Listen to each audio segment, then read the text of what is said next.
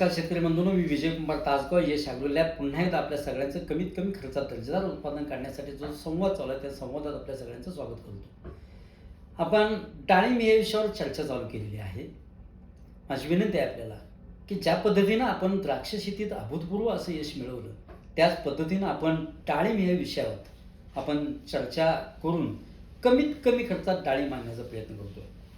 बंधूंनो, डाळिंब लावल्यापासून 10 ते 11 महिन्यात आपल्याला उत्पादन घेण्यास चालू करता येतं.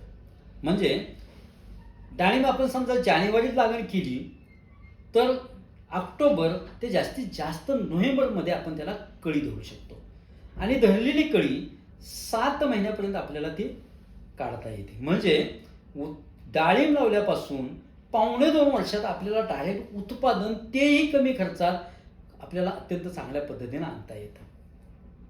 ह्या डाळिंबात 1 खोड, 2 खोड, 3 खोड पद्धतीने काम करतात. आपण 1 खोड या विषयावर आपण इथून पुढे संवाद साधूया.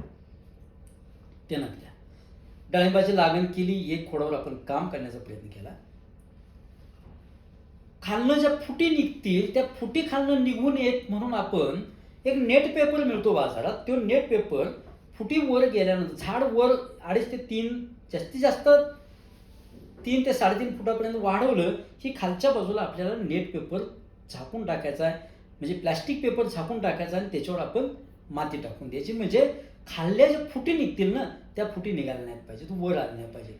त्यानंतर 1 वर्षानंतर तो नेट पेपर आपण काढायचा आणि पुन्हा तो स्वच्छ करायचा, झाकायचा किंवा दुसरा पेपर त्यावर टाकून द्यायचा. म्हणजे पूर्ण खालनं नवीन फुटी निघणार नाहीत.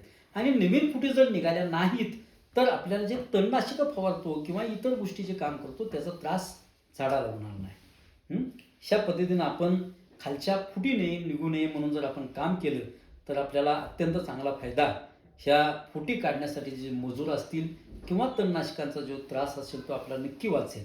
बागायतदार बंधूंनो, डाळिंब बागायतदार बंधूंनो, कमीत कमी खर्चात दर्जेदार उत्पादन काढण्यासाठीचा जो आपला डाळिंबासाठीचा संवाद आहे तो जास्तीत जास्त बागायतदारांपर्यंत शेअर करण्याचा प्रयत्न करा. धन्यवाद.